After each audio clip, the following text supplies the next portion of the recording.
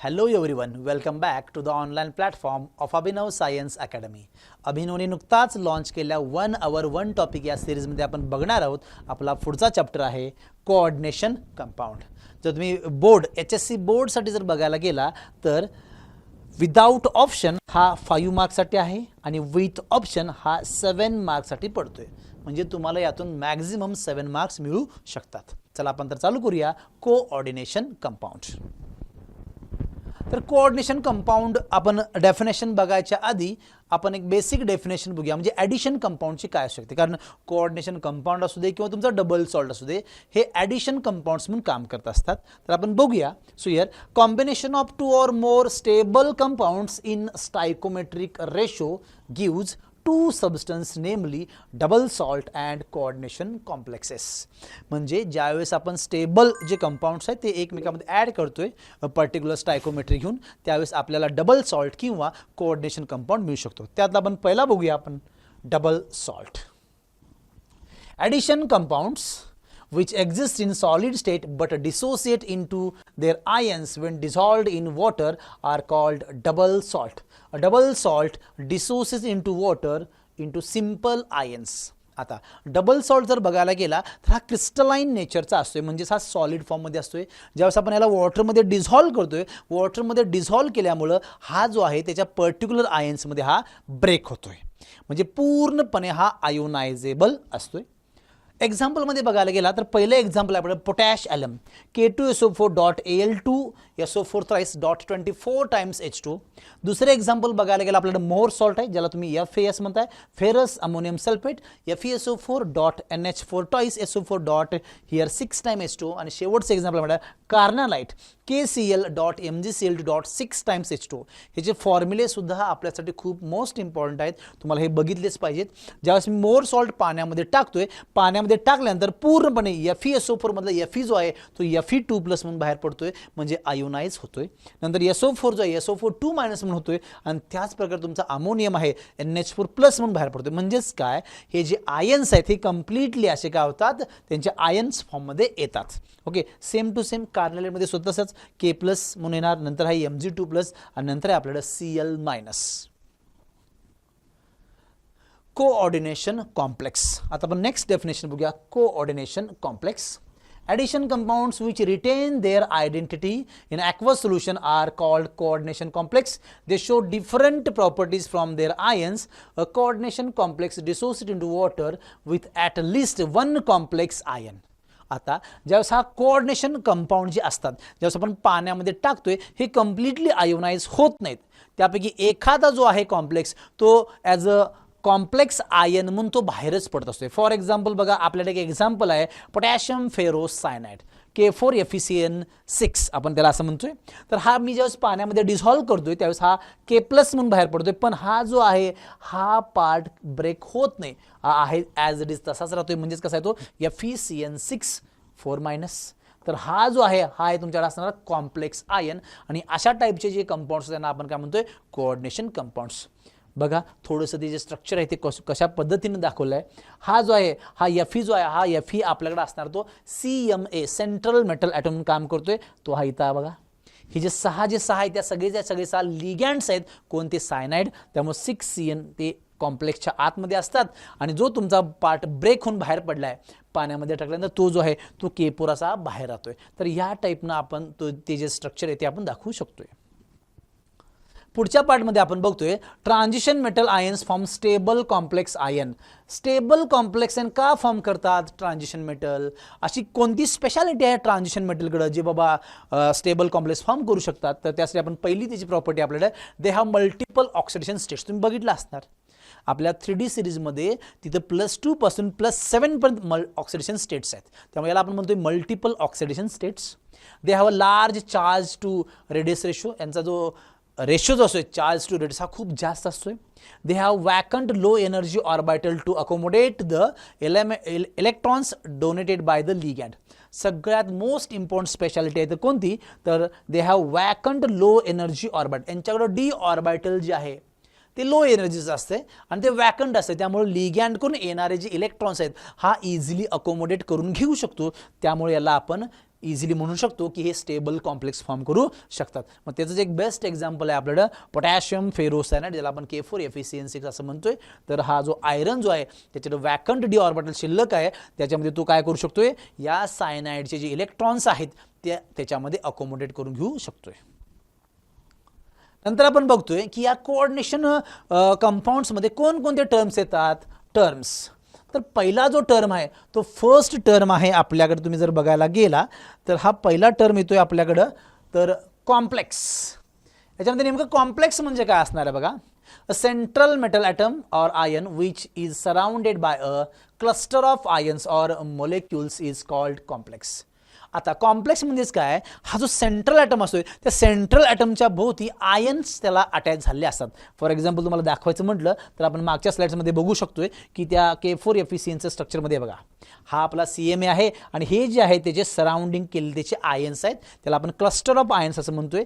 जेव्हा त्या याला अटॅच असतात सेंट्रल ॲटमला, त्यामुळे तो जो असतो तो त्याचा सेंटर असतोय, त्यामुळे आपण म्हणू शकतोय त्याला तो कॉम्प्लेक्स आहे. Okay. If the complex is an ion, it is called a complex ion, and if it is in a neutral species, it is called as a coordination compound or a complex. ज्यावेळेस तो एखादा neutral spaces मध्ये येतो त्यावेळेस त्याला आपण coordination compound किंवा coordination complex असं आपण त्याला म्हणू शकतोय. सेकंड आहे आपल्याकडे central atom or central ion or centre of coordination compound. Just मी तुम्हाला दाखवलं बघा, K4FeCN6 मध्ये Fe हा त्याचा एक सेंट्रल ॲटम म्हणून काम करतोय. A complex ion, that metal atom or cation is attached to the number of ions or groups through the coordinate bond is known as the central metal atom. म्हणजेच का या केसमध्ये तुम्ही जर बघायला केला तर NiNH3 6 टाइम 2+ आहे. हे जे 6च्या 6 अमोनियाचे ग्रुप्स आहेत, हे 6च्या 6 अमोनिया त्या निकेलला अटॅच असल्यामुळे हा जो आहे निकेल हा आपल्या इथं असणारा सेंट्रल ॲटम आहे. तर सेंट्रल मेटल ॲटम तुम्हाला दिला बघा Ni2+. जर समजा तो जर न्यूट्रल असा आला, कधी कधी असं होतं की बाबा त्यांची ऑक्सिजन स्टेट जी असते ती 0 असते, त्यामुळे आपण डायरेक्ट Ni म्हणू शकतोय. तर या केसमध्ये त्याची ऑक्सिजन स्टेट जी आहे ती +2 असल्यामुळे आपण इथं म्हणू शकतोय. तर ह्या सेंट्रल ॲटम म्हणून कोण काम करतोय, तो तुमचा ॲटम असू शकतोय किंवा तो सेंट्रल आयन सुद्धा असू शकतो, तो तुमचा कॅटायन असू शकतो. नेक्स्ट आपला लिगॅंड. सो लिगॅंडमध्ये आपण जर बघायला गेलं तर या लिगॅंडच्या डेफिनेशनमध्ये थोडंसं आपण बघूया. The molecule or ion which is linked to central metal atom or ion through the coordinate bond is called ligand. It acts as a Lewis base by the donating lone pair of electron present on its donor atom. आता या केसमध्ये ligand म्हणून बघायला गेला तर simple definition तुम्ही अशी करू शकता. The number of groups which are directly connected to the central atom. बघा, अमोनियाच्या 6च्या 6 अमोनिया ते निकेलला डायरेक्टली कनेक्ट आहेत, असे डायरेक्टली जे कनेक्टेड असतात त्यांना आपण काय म्हणतोय, लिगॅंड असं आपण म्हणतो. म्हणजे टोटल 6 लिगॅंड्स आहेत बघा. इथं सेंट्रल ॲटम आहे तुमचा Ni, ओके, 2+ आहे, आणि लिगॅंड काय तुमचे अमोनिया हा तुमचा लिगॅंड. टोटल 6 लिगॅंड्स आहेत. ओके. सो कोऑर्डिनेशन नंबर, पुढचा पॉईंट आपल्याला. सो कोऑर्डिनेशन नंबरमध्ये तुम्ही बघू शकता the number of ligand donor atoms which are directly bonded to the central metal atom. म्हणजेच काय, डायरेक्टली लिगॅंड किती अटॅच आहेत त्याला आपण म्हणतो त्याचा कोऑर्डिनेशन नंबर. तर या केसमध्ये बघू शकता तुम्ही, तर या केसमध्ये निकेलला डायरेक्टली 6 अमोनिया कनेक्टेड म्हणतात, त्यांचा कोऑर्डिनेशन नंबर किती येईल 6. दुसऱ्या एक्झाम्पलमध्ये आपण बघूया AgCN2-. तर या केसमध्ये Agला डायरेक्टली कनेक्टेड असणारे CN 2च आहेत, त्यामुळे आपण याला कोऑर्डिनेशन नंबर किती म्हणू शकतो याचा 2. CrH2 6 3+. या केसमध्ये 6H2O वॉटर मोलिक्युल जे आहेत ते क्रोमियमला अटॅच, त्यामुळे याचा कोऑर्डिनेशन तुम्ही 6 सांगू शकता. Similar way CuNH3 4 times 4 ammonia directly connected म्हणतात, याचा कोऑर्डिनेशन किती आला आपल्याकडे 4 आला. या केसमध्ये Feला 6 सायनाइड इथं अटॅच आहेत. इथं बघा, जो ब्रॅकेटच्या बाहेरचा पार्ट आहे तो ॲज इट इज बाहेरच ठेवायचा. जो ब्रॅकेटच्या आतमध्ये त्या सेंट्रल मेटल ॲटमला डायरेक्टली कनेक्ट असणारी लिगॅंडची संख्या म्हणजेच काय असणार त्याचा कोऑर्डिनेशन नंबर, तो इथे किती आपल्याकडे 6 आहे. तर या टाईपनं तुम्ही बघू शकताय, याच्यामध्ये 6 कोऑर्डिनेशन नंबर आहे, याच्यामध्ये परत पुन्हा 6 आहे. याच्यामध्ये 6 येण्याचं कारण काय, कारण इन जर तुम्ही बघायला गेला तर इनचं स्ट्रक्चर जे आहे ते थोडंफार असं आहे, NH2 CH2 CH2 NH2 आता हा पण डोनेट करणार, हा पण डोनेट करणार, म्हणजे एका इनमध्ये 2 इथं कोऑर्डिनेट बॉन्ड असतात. इथं टोटल 3 इन दिले, 3 × 3 × 2 म्हणजे 6 येतं. त्यामध्ये त्याचा कोऑर्डिनेशन नंबर जो आहे तो 6 येतो. तुम्ही हे लक्षात ठेवायचं आहे. या टाईपच्या लिगँडला आपण बायडेंटेड लिगँड असं म्हणतोय. ओके, नेक्स्ट आपल्याला कोऑर्डिनेशन स्पियर. आपण कोऑर्डिनेशन स्पियर कोणाला म्हणतोय? The central metal atom or ion and the ligands attached to it are written inside the square bracket and is called as a coordination sphere. आता coordination sphere कुणाला म्हणायचं आहे? तर या टाईपचा जो असतो त्याला आपण कोऑर्डिनेशन स्पियर असं आपण म्हणतोय, की ज्याच्यामध्ये असणारे तुमचे जे लिगँड्स आहेत ते आतमध्ये दाखवलेले असतात. ते बाबा त्याला किती अटॅच झाले आहेत. तर असा स्क्वेअर ब्रॅकेट जिथे येतोय त्या स्क्वेअर ब्रॅकेटला आपण तिथं म्हणू शकतो तो त्याचा जो असणार आहे तो कोऑर्डिनेशन स्पियर असणार आहे. So counter ion, the ionizable group outside the square bracket are called as a counter ion. So counter ion मध्ये बघू शकता तुम्ही, इझिली तुम्हाला कळू शकते स्क्वेअर ब्रॅकेटच्या बाहेरचा जो पार्ट आहे त्याला आपण म्हणतोय काउंटर आयन. सो आपण जो मगाशी बघितला होता त्याचा दुसरं एक्झाम्पल आपण इथे रन करतोय. K3FeCN6 तो K4 होता, हा K3FeCN6 आहे. K4FeCN6 आला तर तो पोटॅशियम फेरोसायनाइड, आणि जर K3FeCN6 आला तर पोटॅशियम फेरीसायनाइड असतो. तुम्ही लक्षात ठेवा. ओके, द कोऑर्डिनेशन स्पियर बघा, हा कोऑर्डिनेशन स्पियर दिला आपल्याला. तर याच्यामध्ये बघा हा आपल्याकडे असणारा कोण आहे? CMA आहे. त्याला अटॅच असणार हे टोटल 6 लिगँड्स आहेत. हे ब्रॅकेटच्या आतमध्येच असतात. ओके, आता या ब्रॅकेटच्या या स्क्वेअर ब्रॅकेटचा जो बाहेरचा पार्ट आहे तो भले मग राईट साईडला असेल किंवा लेफ्ट साईडला असेल, तर हा जो आहे हा इथं तुम्हाला दिसणारा पार्ट जो आहे जो आपल्या बरोबर लेफ्टला दिसतोय त्याला आपण म्हणतोय काउंटर आयन. म्हणजे या केसमध्ये काउंटर आयन कोण आहे? तर potassium is a counter ion. हे तुम्ही लक्षात ठेवायला पाहिजे. ओके, नंतर आहे आपल्याकडं कोऑर्डिनेशन पॉलीहायड्रॉन. आता या कोऑर्डिनेशन पॉलीहायड्रॉन म्हणजे आपण काय बघतोय बघा, जेवढी लिगँड्स कनेक्टेड असतात तो त्याचा कोऑर्डिनेशन नंबर असतोय, आणि त्या कोऑर्डिनेशन नंबरवरून तुम्ही डिसाईड करू शकता की बाबा त्याचं कोणत्या टाईपचं ओके जॉमेट्रिकल शेप असू शकतो.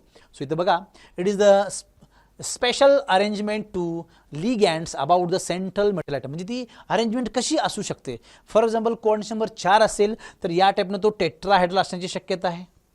परत पुन्हा कोऑर्डिनेशन नंबर 4 असेल तर तो स्क्वेअर प्लेनर असण्याची शक्यता आहे, आणि तेच जर कोऑर्डिनेशन नंबर 6 असेल तर तो ऑक्टॅहायड्रल असण्याची शक्यता आहे. ते आपण इथं बघतोय. म्हणजे आपल्या स्टडीसाठी कोऑर्डिनेशन नंबर 4 आणि कोऑर्डिनेशन नंबर 6 हे दोनच आपल्या कोऑर्डिनेशन कंपाऊंडमध्ये इन्क्लूड आहेत.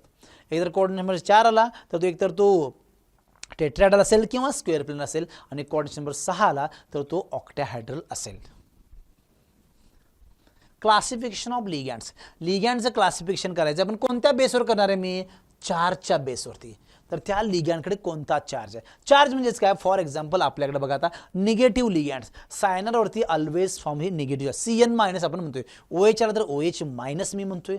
सल्फेट आला तर SO4 2- मी म्हणतोय. त्याला म्हणतोय आपण निगेटिव्ह आयन. ओके, तर negative ligands CN-, Br-, NH2- these are the negative ligands. Neutral लिगँडच्यावरती कोणताही चार्ज नसतोय. H2O चार्जलेस आहे, ammonia it is a chargeless आहे, इन इज ऑल्सो चार्जलेस म्हणतात. त्याला आपण न्यूट्रल लिगँडमध्ये आपण पार्टिसिपेट करून घेऊ शकतोय. So classification of ligand on the base of a number of donor atom किंवा डोनर साइट्स. त्या पर्टिक्युलर लिगँडमध्ये किती डोनर ॲटम्स आहेत त्याच्यावरती ठरू शकतो त्याचा काय तर क्लासिफिकेशन. तर बघूया आपण. तर पहिलं आपल्याकडं मोनोडेंटेड किंवा त्याला आणखी एक नाव आहे युनिडेंटेड लिगँड. सो मोनो किंवा युनिडेंटेड लिगँड मी कोणाला म्हणणार आहे तर बघा, सो मोनोचा अर्थ काय? एकच. म्हणजे H2O मध्ये ऑक्सिजन इज अ डोनर, एकच डोनर ॲटम आहे, त्यामुळे त्याला मोनोडेंटेड लिगँड.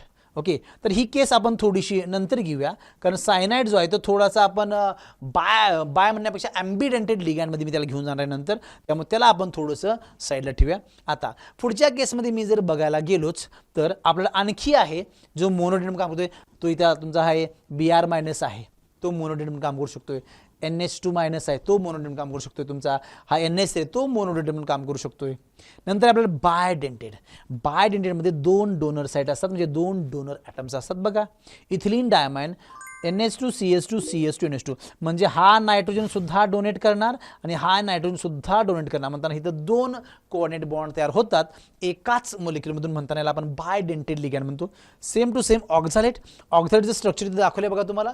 या ऑक्झॅलेटमध्ये बघायला गेला तर हा या टाईपनं असा असतोय, C double bond O, C double bond O, हा तुमचा O मायनस, हा तुमचा O मायनस, दोघंही डोनेट करतात म्हणताना या मेटलला आपण याला काय म्हणू शकतोय, इट इज अ बायडेंटेड लिगँड. तर मोनो म्हणजे एक डोनर ॲटम असणार आहे, बाय म्हणजे दोन डोनर ॲटम असणार आहेत. नंतर पुढच्या केसमध्ये बघायला गेलो आपण दॅट पॉलीडेंटेड लिगँड. पॉली म्हणजेच काय, नंबर, ज्याचा नंबर डोनर ॲटमचा सगळ्यात जास्त असणार आहे. सगळ्यात जास्त म्हणजे किती, तर 2 पेक्षा जास्त असेल तर मी त्याला पॉलीडेंटेड लिगँड म्हणणार आहे. So here 2 or more number of donor atoms. आपल्याला एक फेमस एक्झाम्पल आहे EDT, ज्याच्यामध्ये 6 डोनर ॲटम्स आहेत म्हणताना आपण याला हेक्साडेंटेड लिगँड या नावानं ओळखतोय. Okay, ethylene diamine tetra acetate असं त्याचं नाव आहे.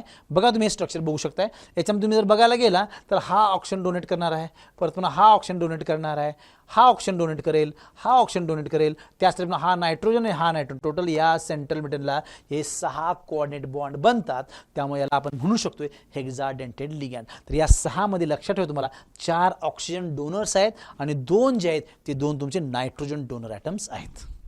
असे टोटल 6 आहेत. Classification of ligand on the basis of bonding. बॉन्डिंगच्या बेसवरती तुम्ही कसं क्लासिफाय करू शकता. फॉर एक्झाम्पल आपल्याकडे आहे chelating ligand and ambidentate ligand. Chelate म्हणजेच काय, चिलेशन म्हणजे रिंग फॉर्म करणे, त्याला आपण म्हणतो चिलेशन. मग ही स्टेबल रिंग फॉर्म झाली पाहिजे. आपल्या केमिस्ट्रीमध्ये तुम्ही जर बघायला गेला तर स्टॅबिलिटी जी असते 5 मेंबर रिंगला आणि 6 मेंबर रिंगला आपण स्टॅबिलिटी कन्सिडर करतोय. सगळ्यात जास्त जी स्टॅबिलिटी आहे ती 6 मेंबर रिंगला आपण इथं कन्सिडर करतोय. ओके, तर या केसमध्ये बघायला गेला तर हा नायट्रोजन आहे, हा आपण आपले लोन पेअर डोनेट करू शकतोय, हा नायट्रोजन डोनेट करू शकतोय. त्यामुळे इथं हा जर मी M टाकला तर 1 2 3, हा 1 झाला, हा 2 झाला, हा 3 झाला, हा 4 झाला, 5. हे तर 5 मेंबर रिंग बनते. त्यामुळे याला आपण म्हणतो चिलेशन, म्हणजे चिलेटिंग लिगँड तुम्ही म्हणू शकताय. ॲम्बिडेंटेड म्हणजेच काय, तर ॲम्बिडेंटेडच्या केसमध्ये बघायला गेला monodentate ligands which contains more than 1 donor atom. याच्यामध्ये एकापेक्षा जास्त डोनर ॲटम असतात, पण ॲट ए टाइम तो एकच डोनर ॲटम त्याला डोनेट करू शकतोय. फॉर एक्झाम्पल सायनाइडमध्ये तुम्ही बघायला C पण डोनर आहे आणि N पण डोनर आहे. ओके, त्यामुळे इथं जर ॲट अ टाइम म्हणायला गेला तर एकतर C अटॅच होईल किंवा N अटॅच होईल, हे तुम्ही गोष्ट लक्षात ठेवायला पाहिजे. आता NO2 मायनसच्या केसमध्ये बघायला गेला तर ते N पण डोनर आहे आणि मी ज्यावेळेस त्याचं स्ट्रक्चर जे आहे बघा, NO2 म्हणजे नायट्रोजन डोनर झाला आणि MONO म्हणजे इथं ऑक्सिजन डोनर झाला. पण मोलिक्यूल तर तोच आहे. त्यामुळे अशा टाईपच्या मोलिक्यूलला पण तो एका वेळेस एकच कोणता तरी ॲटम डोनेट करू शकतोय. त्यामुळे अशा टाईपच्या एक्झाम्पलला आपण म्हणतोय ॲम्बिडेंटेड लिगँड, असा मोनोडेंटेड की ज्याच्यामध्ये 2 डोनर ॲटम असू शकतात. ओके, त्यांना आपण ॲम्बिडेंटेड लिगँड असं म्हणतोय.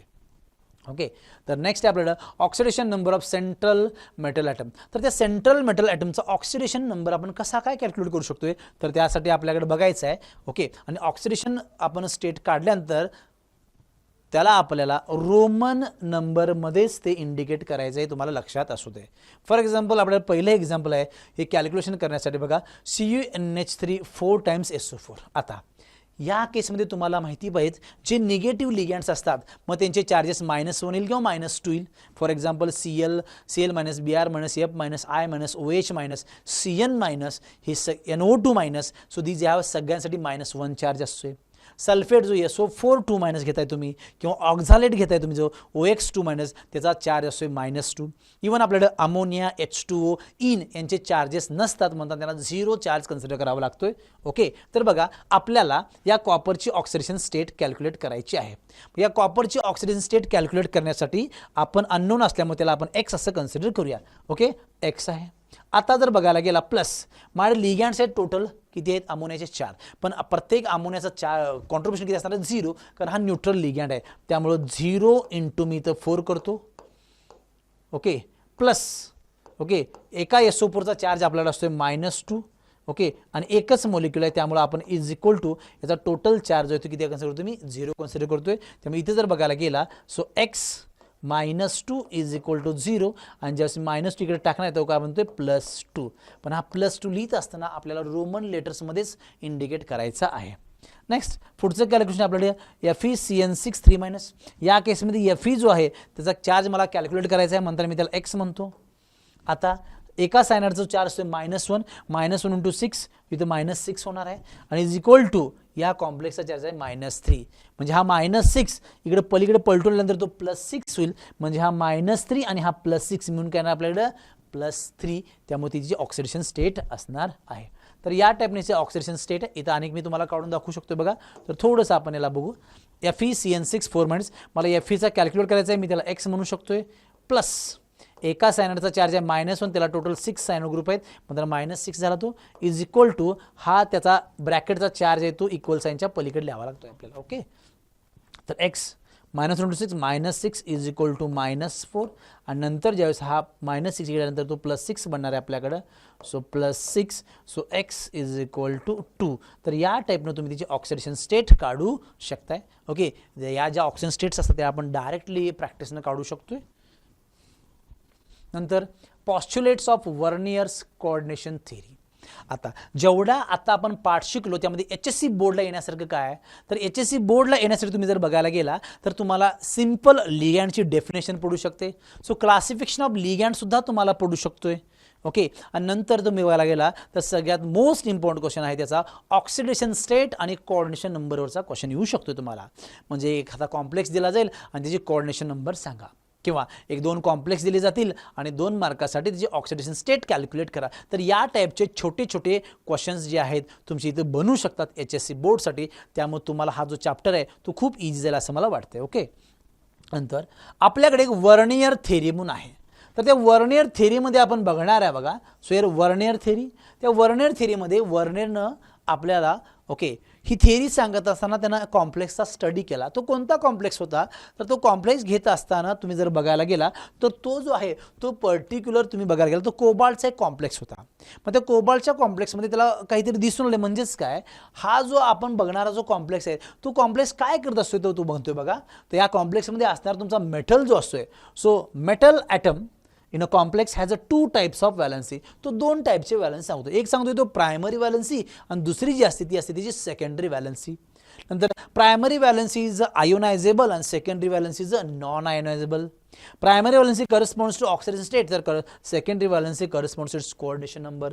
Primary valency are satisfied by negative ions while secondary valence are satisfied negative ions or neutral molecule असू शकतात. Primary valency are non rigid and non directional, तर तेच सेकंडरी वॅलन्सी काय असतात, रिजिड अँड डायरेक्शनल नेचरमध्ये असतात. ओके, तर every element have fixed number of secondary valencies. The secondary valencies are directed towards fixed position in space. Secondary valency leads to the geometry of complex. हे समजून घेण्यासाठी आपण त्याचं पुढचं एक एक्झाम्पल बघूया. ओके, त्या एक्झाम्पलमध्ये मी सगळं तुम्हाला डिटेलमध्ये सांगतो बघा. तर हा त्याचा कॉम्प्लेक्स आहे.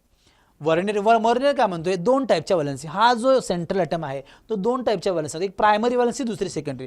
जी बाहेर असते त्याला आपण म्हणतोय प्रायमरी वॅलन्सी. त्याला दुसरं नाव आहे आयोनायझेबल पार्ट आपण तुम्ही म्हणू शकताय, कारण तो आयोनाइज होऊन जाणारा पार्ट असतोय.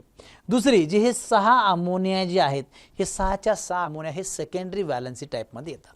ते नॉन आयोनायझेबल असतात. म्हणजेच हा बॉन्ड ब्रेक होऊन ते बाहेर पडू शकत नाहीत, कारण ते एका कॉम्प्लेक्समध्ये आहेत. परत पुन्हा प्रायमरी वॅलन्सी बघायला गेला, हा कोण सॅटिस्फाय करला आहे, तर इथं जो आहे हा तुमचा एनायन आहे. सेकंडरी वॅलन्सी तुम्ही बघायला म्हणजे आतला पार्ट जो आहे, एक तर हा न्यूट्रल ॲटम असू शकतोय किंवा न्यूट्रल मोलिक्यूल असू शकतोय, किंवा तुमचे ते निगेटिव्ह आयन सुद्धा असू शकतात. नेक्स्ट परत पुन्हा आता जर तुम्ही बघायला गेलो, प्रायमरी वॅलन्सी नॉर्मली काय सांगते, तर ऑक्सिडेशन स्टेट सांगते. तर हे सगळ्यांचा जर 0 झाला तर या कोबाल्टची ऑक्सिडेशन स्टेट -3 पलीकडे +3 होईल, तेव्हा +3 असते. सेकंडरी वॅलन्सी म्हणजे आतली वॅलन्सी मला काय सांगते, तर त्याचा कोऑर्डिनेशन नंबर, किती लिगँड्स अटॅच आहेत म्हणजे तो तेवढा त्याचा काय असतोय कोऑर्डिनेशन नंबर. 6 लिगँड आहेत म्हणजे इथं काय असणार आहे, त्याचा कोऑर्डिनेशन नंबर किती आहे 6. आणि कोऑर्डिनेशन नंबर 6 असल्यामुळं आपण जर बघायला गेला तर आपण कसा अरेंज करणार याला, तर आपण याला ऑक्टॅहायड्रल या याच्यामध्ये अरेंज करून घेणार आहे. तर अशा टाईपनं ती इन्फॉर्मेशन आहे जी वर्नियरनं आपल्याला दिली. त्यामुळे HSC बोर्डसाठी हा क्वेश्चन बनतोय की पॉस्च्युलेट्स ऑफ वर्नियर्स थेरी.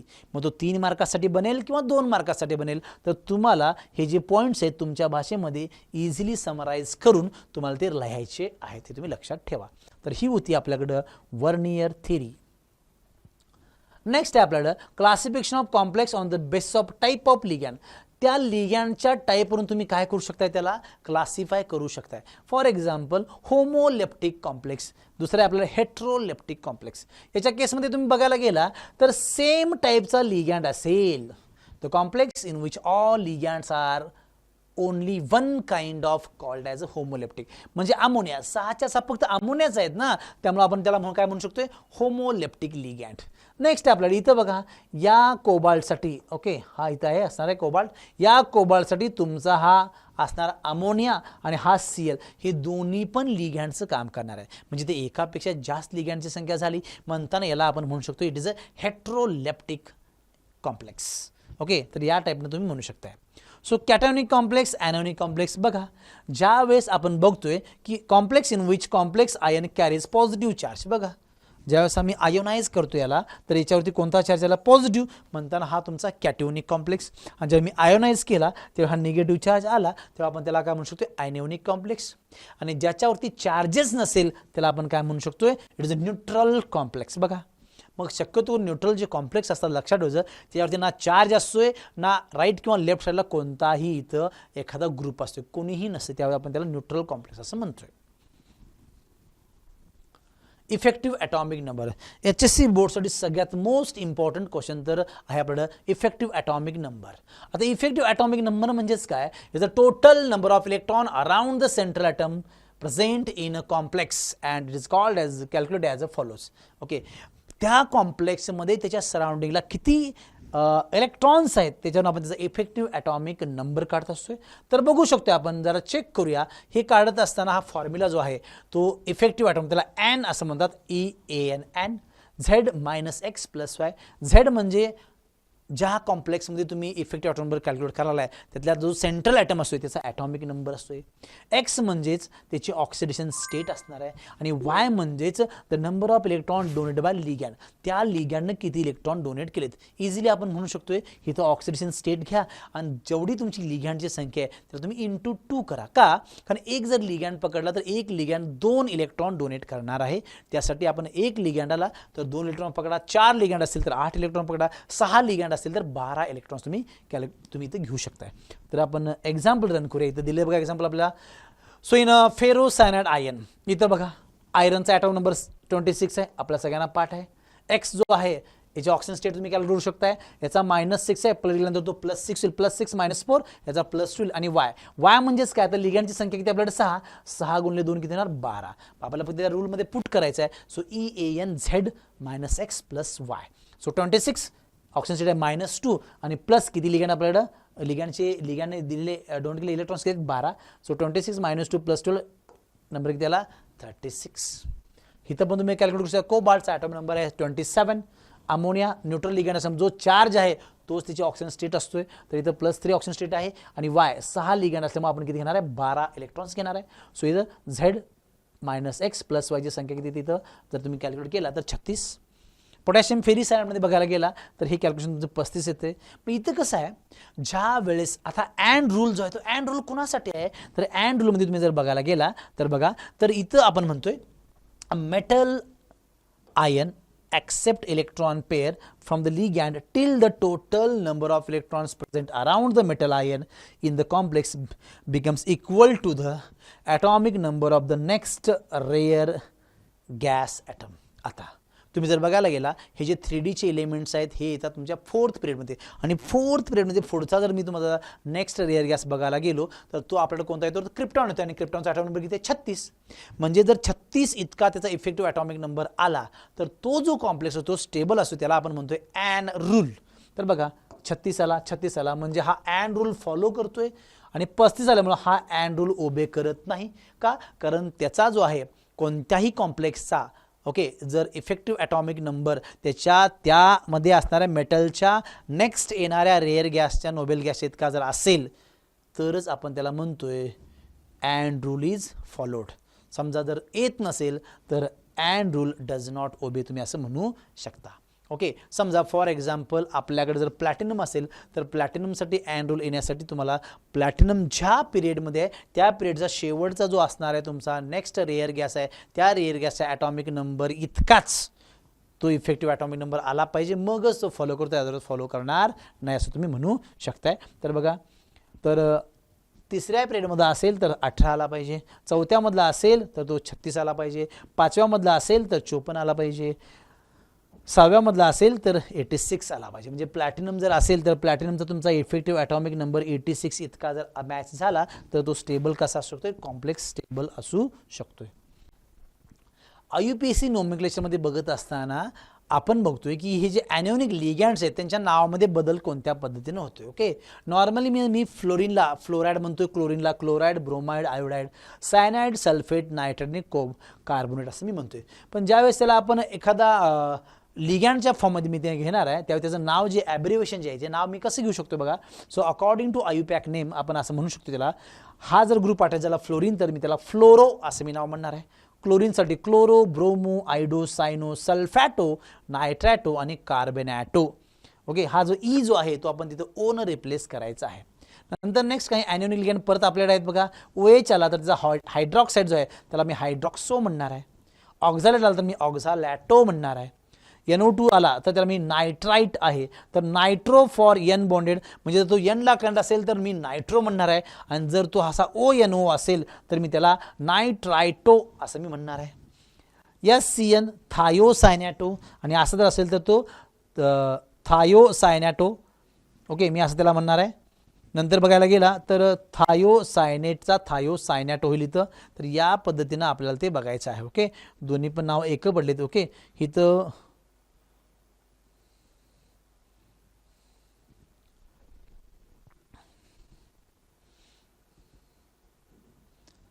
आणि मग अशा पद्धतीने पुढची नाव जर बघितला तर ती आहेत आपल्याला इथं. हा SCN मायनस थायोसायनॅटो S बॉन्डेड असणार तो, त्यामुळे आपल्याला S लिहावा लागणार. आणि परत अशा टाईपचा आला तर आयसोथायोसायनॅटो मला तिथं N लिहावा लागणार. ओके, नावाच्या समोर. तर या टाईपनं हे जे आहेत हे लिगँडची काही नावं आहेत जे आपण IUPAC सिस्टीममध्ये घेऊ शकतो.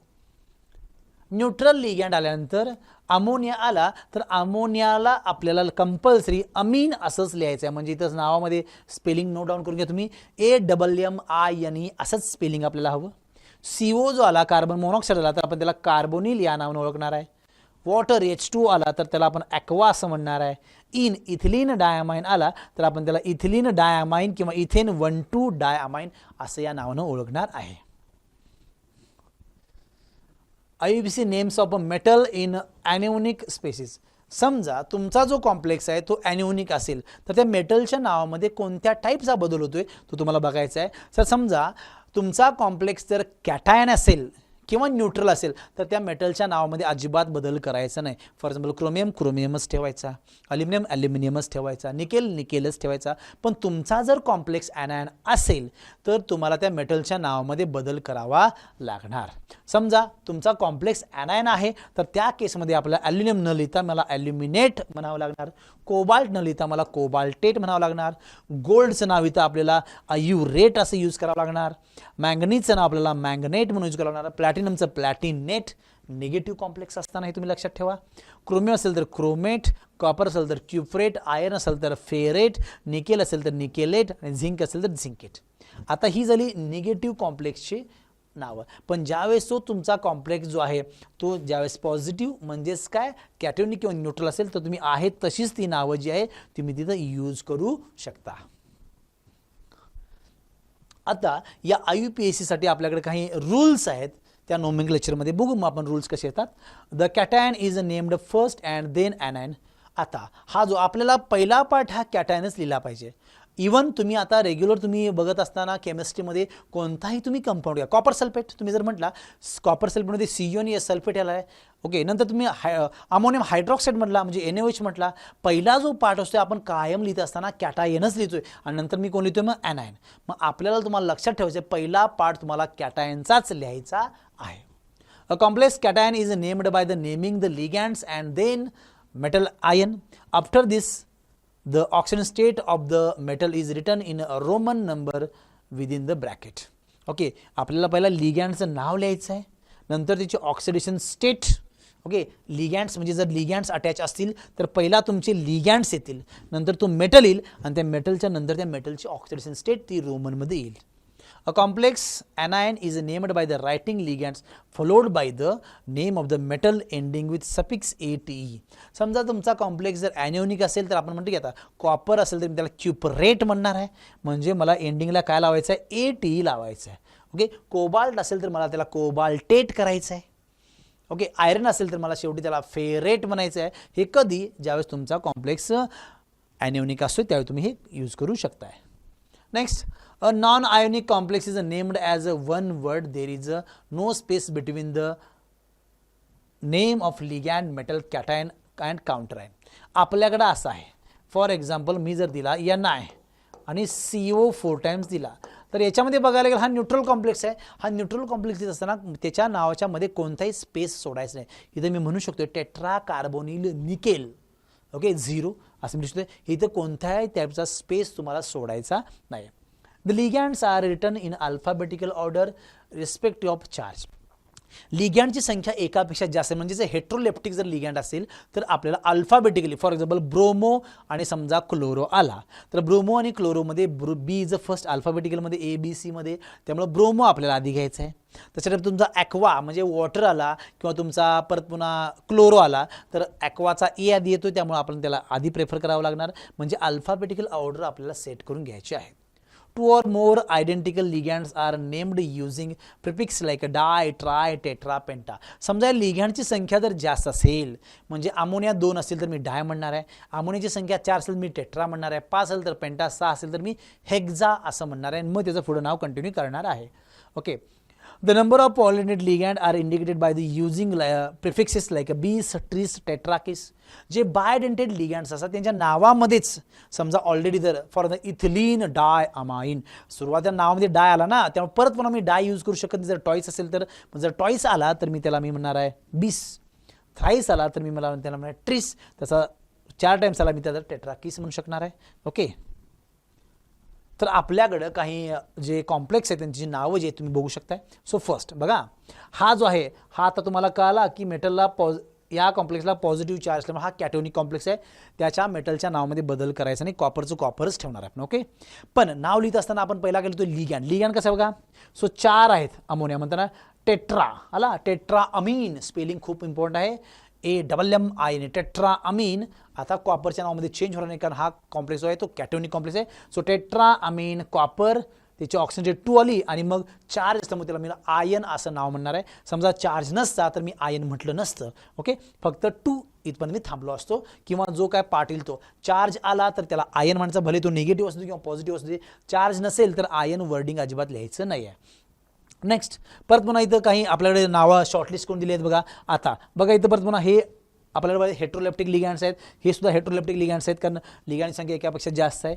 आता इथं बघा इनच्या नावामध्ये आधीच डाय येतोय ना, इथिलीन डायमाइन म्हणताना इथं टॉईस आल्यामुळे त्याला आपण इथं बिस असं इथं यूज करू शकतोय. So bis ethylene diamine dithiocyanato platinum 4 ion. Platinum का म्हटला, कारण हा पॉझिटिव्ह चार्ज आहे. समजा जर निगेटिव्ह कॉम्प्लेक्स असता तर मी त्याला प्लॅटिनेट असं म्हटलं असं. तर या टाईपचे काही हे जे आहेत हे त्याचे नोमेनक्लेचर आहेत. फॉर एक्झाम्पल ॲनोनिकमध्ये एक बघा निकेल, आता आणि कॉम्प्लेक्स आहे निगेटिव्ह आहे त्यामुळे मी निकेल न म्हणता त्याला मी निकेलेट म्हणणार आहे. आता 4 आहे तिथं लिगॅन्ड म्हणताना इथं टेट्रा, टेट्रासायनो निकेलेट सेकंड आयन, 2 आयन तुम्ही म्हणू शकताय. ओके. इथं परत म्हणा बघा, आता ऑक्झालेटच्या नावामध्ये कुठंही डाय ट्राय येत नाही, त्यामुळे त्याला आपण इथं म्हणत असताना बघा ट्राय ऑक्झालेट म्हणायचं, इथं ट्रिस म्हणायचं नाही. जरी हा बायडेंटेड लिगॅन्ड असेल तरी देखील सुद्धा, कारण नावात नाही ना आपल्याकडं, त्यामुळे त्याच्या नावामध्ये ऑलरेडी जर आला असेल बाय डाय ट्राय तर मी त्याला चेंज करू शकतो. इथं नावामध्ये नाहीच ऑक्झालेट, फक्त त्याच्यामुळं इथं मी ट्राय ऑक्झालॅटो कोबाल्टेट 3 आयन या टाईपनं तुम्ही लिहू शकताय. ओके. तर हे जे आहे तुमच्याकडे असणारे काही IUPAC नेम्स आहेत, तुम्ही इझिली बघून घेऊ शकताय. तर ॲनोटेशन होते. आता जे हा जो पार्ट आहे शेवटचा, ओके, याच्यामध्ये तुम्ही बघू शकताय names for the compounds content the complex कॅटायन्स. आता 2 पार्टमध्ये हा कॉम्प्लेक्स तुम्ही बघू शकताय. हा पहिला पार्ट आणि त्याचा दुसरा पार्ट. हा पहिला पार्ट ऑलवेज हा तुमचा कॅटायन असतोय, सेकंड पार्ट ऑलवेज तुमचा कोण असतोय, ॲनायन असतोय. ओके. समजा पहिला पार्ट इकडे एखादा काउंटर आयन दिला तर तो कॅटायन झाला आणि तुमचा पूर्ण कॉम्प्लेक्स जो आहे तो तुमचा ॲनायन झाला. तर या टाईपचे असणारे तुम्ही नोमेनक्लेचर बघू शकता.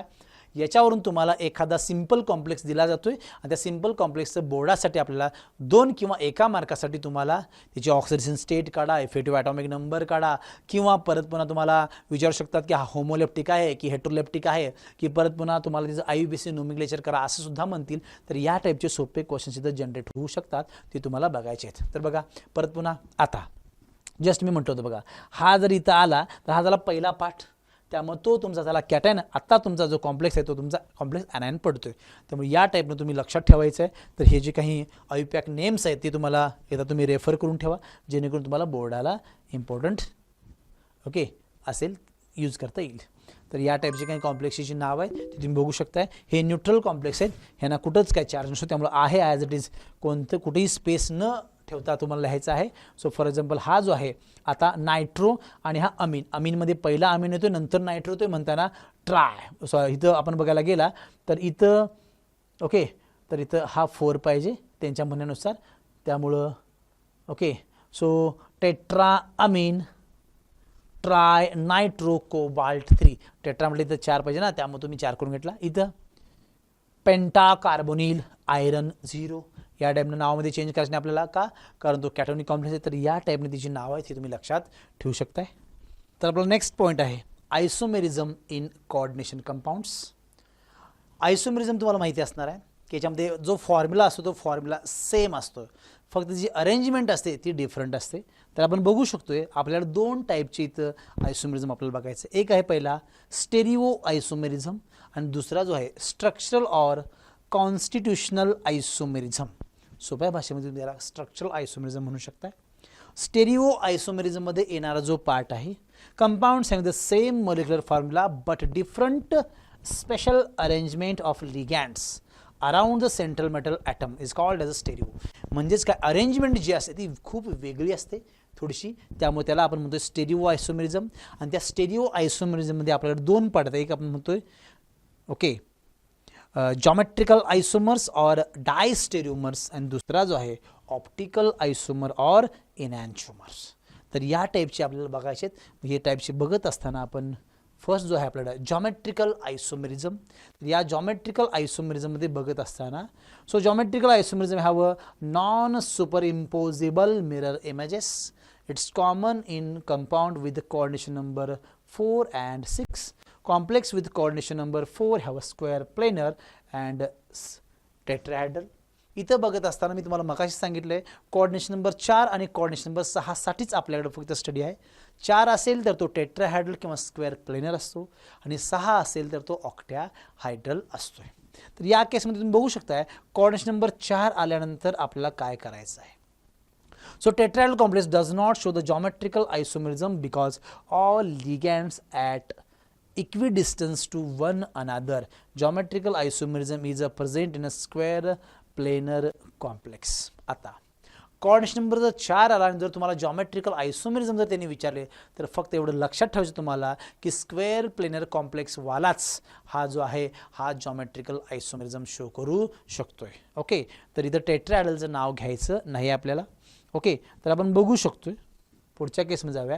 सिस अँड ट्रान्स. बघा या केसमध्ये तुम्हाला जर सांगायचं म्हटलं की हा जो आहे हा एक कॉम्प्लेक्स आहे, आपण याला बघू शकतोय की या कॉम्प्लेक्समध्ये बघत असताना परत पुन्हा स्क्वेअर प्लेनरच का, कारण CN कोऑर्डिनेशन नंबर किती आला पाहिजे त्याचा 4, म्हणजे इथे लिगॅंडची संख्या 4च असली पाहिजे. मग 4 असताना आपण असं म्हणू शकतो complex of type MA2B2, A आणि B हे त्याची लिगॅंडची संख्या आहे. A 2 आहेत आणि B 2 आहेत, याचाच अर्थ काय इथं 2 आणि 2 4, म्हणजे कोऑर्डिनेशन नंबर किती आला त्याचा 4 म्हणताना आपण हा बघू शकतोय. नंतर परत पुन्हा A2BC, परत पुन्हा बघा A 2 आहेत, B आणि C हे सगळे लिगॅंड्स आहेत. M हा तुमचा इथं असणारा सेंट्रल मेटल ॲटम आहे, त्यामुळे 2 अधिक 1 अधिक 1 म्हणजे टोटल 4 झाले म्हणताना परत पुन्हा कोऑर्डिनेशन नंबर 4, तर हा स्क्वेअर प्लेनरलाच आपल्याला बघायचं आहे.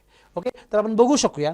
ओके, चेक करूया आपण. प्लॅटिनम PTNS2 टॉईस Cl2, म्हणजे हा जो आहे हा आपल्याला या टाईपचा MA2B2 या टाईपचा आहे. बघा प्लॅटिनम ठेवला मी, 2 Cl मी एका साईडला आणि अमोनिया एका साईडला ठेवले तर तुम्ही त्याला सिस आयसोमर म्हणू शकताय. आणि ते जर मी अपोजिटला लिहिले तर आपण त्याला काय म्हणू शकतोय, ट्रान्स आयसोमर तुम्ही असं म्हणू शकताय.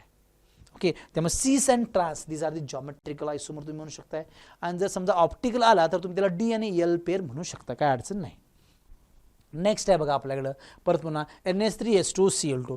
आता दोन्ही पण Cl एका साईडला आहेत त्यामुळे मी त्याला सिस आयसोमर म्हणणार आहे. आता हे दोन जे Cl आहेत हे एकमेकाच्या अपोजिट गेले त्यामुळे त्यांना ट्रान्स आयसोमर असं म्हणणार आहे. त्यामुळे बघा MA2BC 2 इथं बघायला तर Cl2 आहेत, B आणि C म्हणजे एक अमोनिया आणि एक H2 आहे. तर या टाईपनं आपण हे क्लासिफाय करू शकतोय. नेक्स्ट आहे आपल्याला सिस अँड ट्रान्स आयसोमर ऑक्टॅहायड्रल. आता ऑक्टॅहायड्रलमध्ये कोऑर्डिनेशन नंबर किती असला पाहिजे, तर ऑक्टॅहायड्रलमध्ये कोऑर्डिनेशन नंबर तुमचा किती असला पाहिजे, 6 असला पाहिजे. मग 6 असताना बघा केस कोणती बनते, तर MA4B2 हीच केस आपल्याला दाखवू शकते. MA4B2 म्हणजेच काय, तर M आहे समजा सेंट्रल मेटल ॲटम, A तुमचा इथं आहे लिगँड, B पण तुमचा लिगँडच आहे. सो 4 + 2 6, 6 कोऑर्डिनेशन नंबर म्हणजेच ऑक्टॅहायड्रल. आता ऑक्टॅहायड्रलची अरेंजमेंट करून घेत असताना नॉर्मली जर तुम्ही बघायला गेला तर आपल्याकडे या टाईपचं आपल्याकडं अरेंजमेंट असते. हा आपण M कन्सिडर करूया. 1 2 3 4 हे आपल्याला असणारे 4 लिगँड्स आहेत. हा 5वा लिगँड आणि हा तुमचा हा 6वा लिगँड. तर या टाईपने त्याची अरेंजमेंट बनते, हे तुम्हाला लक्षात ठेवायचं आहे. ओके, आता बघा या केसमध्ये आपण म्हणू शकतोय सीस आणि ट्रान्स कसा दाखवतोय. बघा या दोनच पोझिशन तुम्हाला लक्षात ठेवायचे आहेत. हे दाखवण्यासाठी कमीत कमी 2 लिगँड आहेत आपल्याला सेम हवेत आणि बाकी तुम्ही डिफरंट चालू शकतात. बघा Cl, हा Cl हा Cl हा एका साईडला असं कन्सिडर केला जातोय, म्हणताना याला आपण सीस आयसोमर म्हणतोय आणि तो बरोबर अपोजला जेव्हा जातोय त्याला मी ट्रान्स आयसोमर म्हणतोय. या दोनच पोझिशन तुम्हाला लक्षात ठेवायचे आहेत, बाकी कुठलीच पोझिशन आहे. जर दोन्ही क्लोन एका साईडला वरती दिसले की तो सीस आयसोमर असणार आणि तो जर एकमेकाच्या अपोजिट आला तर तो तुमचा ट्रान्स आयसोमर असणार आहे. पुढच्या केसमध्ये तुम्ही बघू शकता इथं NH3 4 टाइम्स ClBr. इथं परत पुन्हा तुम्ही जर बघायला गेला तर बघा इथं हे दोन जे आहेत हे एका साईडला असे कन्सिडर करतात, त्यामुळे सीस आणि हेच पर 2 लिगँड आहेत ते एकमेकाच्या अपोजिटला आले, म्हणताना तुम्ही याला काय म्हणू शकताय ट्रान्स. एक तर असं अपोजिट पाहिजे किंवा असं पाहिजे किंवा असं पाहिजे असेल तरच मी त्याला ट्रान्स म्हणू शकतो. अदरवाईज तो एका साईडला आला असेल तर तुम्ही त्याला सीस आयसोमर म्हणू शकताय आणि जर अपोजिट असेल तर तुम्ही त्याला ट्रान्स आयसोमर म्हणू शकताय. नेक्स्ट आपल्याला CO इन टॉईस Cl2. आता या केसमध्ये परत पुन्हा तुम्हाला बघा इथं आला Cl, इथं आला Cl, सो एका साईडला आहे त्यामुळे त्याला आपण सीस आयसोमर म्हणतोय. तो बरोबर एकमेकाच्या अपोजिट आहे त्यामुळे त्याला मी काय म्हणू शकतोय ट्रान्स आयसोमर म्हणू शकतोय. तर हे दोनच पोझिशन तुम्हाला लक्षात ठेवायचे आहेत. ओके, आता हा झाला पार्ट कोणता तुमचा, तर जॉमेट्रिकल आयसोमरिझमचा जो तुम्ही सीस आणि ट्रान्स म्हणताय. आता आपल्याला बघायचं ऑप्टिकल आयसोमरिझम, ज्याच्यामध्ये मला D आणि L पेअर बघायचं आहे. म्हणजे इथं नॉन सुपर इम्पोजिबल मला मिरर इमेज मिळणार आहे. पण हे मिळत असताना परत पुन्हा हा जो स्क्वेअर प्लेनरवाला जो असतोय तो हा कॉम्प्लेक्स शो करत नाही आहे, हे तुम्हाला लक्षात ठेवायचं आहे. म्हणजे आपल्याला फक्त इथं ऑप्टिकल आयसोमेरिझममध्ये आपल्याला कोऑर्डिनेशन नंबर 6 असणारेच इथं तुमचे कंपाऊंड्स लागतील, हे तुम्ही डोक्यात ठेवा. चला आपण पहिलं बघूया. तर या केसमध्ये बघा इथं जर समजा तुम्हाला प्लेन सिमेट्री मिळाली, प्लेन ऑफ सिमेट्री मिळाली तर तो ऑप्टिकली इनॅक्टिव्ह असणार आहे. प्लेन ऑफ सिमेट्री मिळाली नाही म्हणजे त्याला आपण असिमेट्रिक प्लेन म्हणतोय, त्याच वेळी तो ऑप्टिकल ॲक्टिव्ह होईल. आता इथं जर बघायला गेला तर हे जे आहेत 1 2 3 4 हे एकाच प्लेनमध्ये आहेत, त्यामुळं बायडेंटेड लिगँडला असं मी कट करू शकत नाही किंवा याला मी असं देखील कट करू शकत नाही. जरी कट केला तर मला इथं non super impossible mirror image मिळते. या केसमध्ये बघायला गेलं तर सेम टू सेम तसंच आहे, म्हणताना या अशा बायडेंटेडला आपण कट करू शकत नाही. मग कट करणारच नाही आपण, त्यासाठी तुम्ही लक्षात ठेवा अशी केस जर आली बायडेंटेडची तर प्रॉपर कटिंग होत असेल तरच प्लेन ऑफ सिमेट्री मिळते, अदरवाईज मिळत नाही आहे. आता आपण बघू शकतोय की ह्याला प्लेन ऑफ सिमेट्री मिळत नसल्यामुळे आपण याची मिरर इमेज काढली. ती मिरर इमेज काढल्यामुळे तो झाला डेक्स्ट्रो आणि हा झाला लिओ. हे आहेत आपल्याकडे असणारे ऑप्टिकल आयसोमर. आता हा पहिला पार्ट झाला. आता याच्यामधून थोडंसं आणखी आपण जरा पुढे जाऊया. इथं बघा आता या पार्टमध्ये बघत असताना आता याला मी कट करू शकत नाही, कारण हे जे आहेत हे बॉन्ड हे प्लेन वरती आहेत आणि हा जो बॉन्ड आहे ते प्लेनच्या खाली आहे, त्यामुळे याला कटिंग होणं इम्पॉसिबल आहे. त्यामुळं याची तुम्ही काय करू शकताय, याची तुम्ही मिरर इमेज काढू शकताय. ओके, जशी मी आली बघा. त्यामुळे हा D पेअर आहे आणि हा त्याचा L पेअर आहे. म्हणजे हा काय झाला तुमचा, हा झाला आपल्याकडे असणारा ऑप्टिकल आयसोमेरिझमचा प्रकार. आता सीसवाला देऊ शकतोय पण ट्रान्सवाला बघा.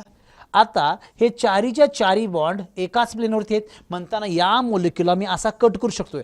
असा जर कट केला तर याला सिमेट्री मिळाली आणि सिमेट्री मिळाल्यामुळं हा जो आहे हा ऑप्टिकल ॲक्टिव्हिटी शो करत नाही आहे.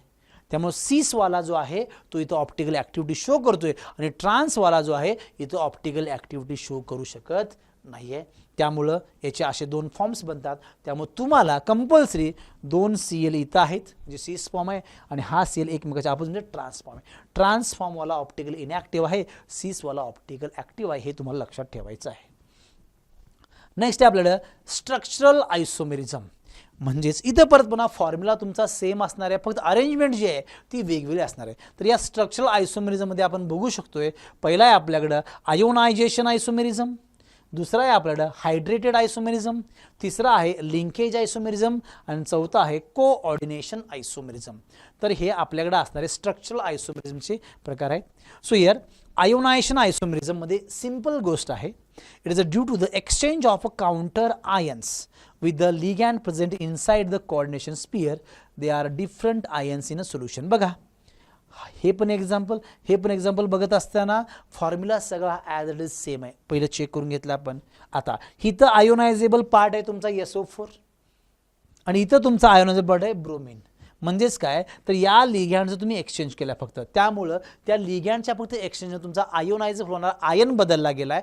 त्यामुळे याला तुम्ही म्हणू शकताय आयोनायझेबल आयसोमेरिझम किंवा आयोनायझेशन आयसोमेरिझम. दुसरा पार्ट आपला हायड्रेटेड आयसोमेरिझम. कंपल्सरी जिथं वॉटर मॉलिक्युलर इन्व्हॉल्व केले जातात त्याला आपण काय म्हणतोय हायड्रेटेड आयसोमेरिझम. म्हणजे हे जे वॉटर मॉलिक्युल आहेत ते कॉम्प्लेक्सच्या आतमध्ये आणि कॉम्प्लेक्सच्या बाहेर असतात, तेव्हा त्याला आपण हायड्रेटेड आयसोमेरिझम म्हणू शकतोय. तिसरा आहे आपल्याला लिंकेज आयसोमेरिझम. आता या पार्टमध्ये इथं तुमचा ॲम्बिडेंटेड लिगँडचा रोल खूप इम्पॉर्टंट आहे. तर बघा NO2 म्हणजे आता या कोबाल्टला नायट्रोजन डायरेक्टली कनेक्ट आहे आणि इथं जर बघायला तो NO2 फॉर्म मी बदलून घेतला ONO केला आणि तो ऑक्सिजन कनेक्ट आहे त्याला, म्हणजे इथं फक्त लिंक असणारा ॲटम वेगळा झाल्यामुळे तुम्ही इथं म्हणू शकता त्याला लिंकेज आयसोमेरिझम. आणि सगळ्यात शेवटचं आपल्याला कोऑर्डिनेशन आयसोमेरिझम. तर या कोऑर्डिनेशन आयसोमेरिझममध्ये तुम्ही बघू शकताय तर बघा हा कोबाल्ट ओके म्हणजे हा जो पहिला पार्ट आहे तो आपला कॅटोनिक आहे आणि हा ॲनिओनिक आहे. नंतर जेव्हा मी बघितला तर पहिला जो होता आता ओके सो क्रोमियम जो ॲनिओनिक होता तो इथं कॅटोनिक कॉम्प्लेक्स झाला आहे आणि तो हा कोण झाला ॲनिओनिक कॉम्प्लेक्स झाला. म्हणजे इथं आपण असं म्हणू शकतोय so here interchange of ligands between the two complexes. म्हणजे तुम्ही लिगँड सुद्धा इंटरचेंज करू शकताय. याचा सायनाइड आपण त्या कोबाल्टला दिला आहे आणि याचा अमोनिया आपण त्या क्रोमियमला दिला आहे. म्हणजे लिगँडची एक्सचेंज जिथं होते तिथं तुम्ही म्हणू शकताय it is a coordination isomerism. So हा एक स्टॅबिलिटीचा टाईप आहे, स्टॅबिलिटी ऑफ कोऑर्डिनेशन कॉम्प्लेक्स किंवा कोऑर्डिनेशन कंपाऊंड. कोऑर्डिनेशन कंपाऊंडची स्टॅबिलिटी कशी डेव्हलप करतात तर ज्यावेळेस मेटल आणि लिगँडमध्ये बॉन्ड बनतोय त्यावेळेस असा हा कॉम्प्लेक्स बनतोय. असा हा कॉम्प्लेक्स बनल्यानंतर या तुम्हाला Kची व्हॅल्यू दिली जाते. Kची जेवढी व्हॅल्यू जास्त जेवढा तुमचा स्टॅबिलिटी कॉन्स्टंट जेवढा Kची व्हॅल्यू जास्त त्याची स्टॅबिलिटी खूप जास्त असते. मग या केसमध्ये आपण असं म्हणतो बघा the larger the value of K more stable will be the complex. जेवढी व्हॅल्यू जास्त तेवढा तो कॉम्प्लेक्स कसं असणार आहे स्टेबल. परत पुन्हा तुम्ही जर बघायला गेला higher the charge and the smaller is the radius of ion greater the stability. म्हणजेच काय चार्ज खूप जास्त पाहिजे त्यावेळेस तो काय इथं स्टॅबिलिटी त्याची खूप जास्त असते. नंतर nature of ligand is a greater basic strength ligand greater is the stability of the complex. म्हणजेच काय इथं आपण म्हणू शकतोय जेवढे बेसिक स्ट्रेंथ जेवढी जास्त तेवढी त्याची स्टॅबिलिटी जास्त. तर या टाईपनं आपण स्टॅबिलिटी कॉन्स्टंट K जो आहे तो आपण इथे इंडिकेट करू शकतोय. नेक्स्ट आहे आपल्याकडे बॉन्डिंग इन कोऑर्डिनेशन कंपाऊंड. त्या कोऑर्डिनेशन कंपाऊंडमध्ये होणारं जे बॉन्डिंग आहे ते कशा टाईपचं बॉन्डिंग आहे तर हे थोडंसं आपल्याला बघायचं आहे. तर त्याला आपण व्हॅलन्स बॉन्ड थेरीनुसार जर बघायला गेलो तर काही हे व्हॅलन्स बॉन्ड्स थेरीचे फीचर्स आहेत आणि हे जे फीचर्स आहेत तुम्हाला ॲज इट इज डायरेक्टली विचारले जाऊ शकतात as a features of VBT म्हणून. तुम्हाला हा पार्ट लक्षात ठेवायचा आहे ओके. त्या फीचर्समध्ये आपण असं बघू शकतोय सो इथं आपण VBT जी असते आता VBT is a based on the concept of the hybridisation. या हायब्रिडायझेशन बेस्ड कॉन्सेप्टवरती ही डिपेंड आहे. It assumes that bonds between metal ion and ligand are covalent coordinate bond. तो मेटल आणि त्या लिगँडमधला जो बॉन्ड आहे तो कोव्हॅलंट कोऑर्डिनेट बॉन्ड आहे असं अज्युम करून आपल्याला हे सगळे अझम्पशन्स म्हणजे फीचर्स लक्षात ठेवायचे आहेत. A central metal atom in a complex म्हणजे वॅकंट SPDF ऑर्बिटल. याच्यावर वॅकंट ऑर्बिटल असणार आहेत. The number of vacant orbital provided by the central ion is the same as its coordination number. म्हणजे त्या कॉम्प्लेक्समध्ये त्या मेटलचा जेवढा कोऑर्डिनेशन नंबर असेल तो तेवढे त्याचे वॅकंट ऑर्बिटल इथं प्रोड्यूस करून देत असतोय. Vacant orbitals undergoes hybridisation to form a same number of hybrid orbital. Hybridisation झालं तर जेवढा कोऑर्डिनेशन नंबर आहे सेम तेवढ्याच त्या हायब्रिड ऑर्बिटलनुसार तो त्याचा हायब्रिडायझेशन बनवून घेतोय. समजा 4 असतील तर आपल्याकडे माहिती आहे 4 असताना एक तर तो sp3 असतो किंवा dsp2 जसे तुम्ही ऑर्बिटल कंबाईन करला आहे. 6 असतील तर तो sp3d किंवा d2sp3 असू शकतोय. तर या टाईपनं तुम्हाला लक्षात ठेवायचं आहे. Each ligand has at least 1 orbital contain the lone pair. त्या लिगँडकडे लोन पेअर असायलाच हवा मगच तो डोनेट करू शकतो ॲज अ कोऑर्डिनेट बॉन्ड म्हणून. Vacant hybrid orbital of the metal ion overlaps with the filled orbital of a ligand. Okay, त्या मेटलचा वॅकंट ऑर्बिटल आणि या लिगॅंडचा फील्ड ते एकमेकाला ओव्हरलॅप होऊन मग हा तुमचा जो असणारा कोऑर्डिनेट बॉन्ड इथं बनतोय. Geometrical shape of the complex is depends upon the hybridisation of the metal orbital. हायब्रिडायझेशनवरती याचा जो जॉमेट्रिकल शेप आहे तो इथं डिपेंड असतोय. आपण बघू शकतोय नंतर. Greater the overlapping stronger is the bond. जेवढं ओव्हरलॅपिंग जास्त तेवढं बॉन्ड काय असणार आहे, स्ट्रॉंग असणार आहे. If n-1 d orbital are used hybridisation the complex are called inner orbital complex. जर समजा त्यातला n-1 d ऑर्बिटल यूज केला म्हणजे एक शेल आतला डी घेतला तर त्याला आपण इनर ऑर्बिटल कॉम्प्लेक्स म्हणतोय, आणि जर तो ND मधला घेतला तर तुम्ही त्याला आउटर ऑर्बिटल कॉम्प्लेक्स असं म्हणतोय. परत पुन्हा ते इनर ऑर्बिटलमध्ये बघू शकता तुम्ही लो स्पिन किंवा स्पिन पेअर्ड, कारण ते पेअरिंग होतंय त्यामुळे लो स्पिन किंवा स्पिन पेअर्ड असं म्हणू शकतोय. आणि जिथं आपल्याला ND यूज करतोय तुम्ही त्याला हाय स्पिन किंवा स्पिन फ्री म्हणू शकताय. तर या टाईपनं आहे इथं. ओके, आहे इथं समोर. पण when the central atom metal atom of the complex contains unpaired electrons, the complex is a paramagnetic. If it is does not contain unpaired electron, it is a diamagnetic. त्याच्यामध्ये त्या कॉम्प्लेक्समध्ये जर पेअर्ड इलेक्ट्रॉन असतील, एकही unpaired नसेल तर तो तुमचा diamagnetic असेल, आणि फक्त अनपेअर्ड इलेक्ट्रॉन असतील तर त्याला आपण पॅरामॅग्नेटिझम इथं म्हणू शकतोय. Under the influence of a strong ligand the electrons can be forced to pair up against the Hund's rule to maximum multiplicity. ज्यावेळेस तुमचा लिगॅंड जो आहे तो स्ट्रॉंग फील्ड लिगॅंड येईल त्यावेळी ते इलेक्ट्रॉन जे असतात ते पेअर होतात. Okay, according to Hund's rule ते आपल्याला बघायचं इथं आता. तर बघा, ज्यावेळेस तुमच्याकडे 2 हायब्रिड ऑर्बिटल असतील त्यावेळी तो S आणि P असणार, तो लिनियर असू शकतो, तो आपल्या सिलेबसला नाही आहे.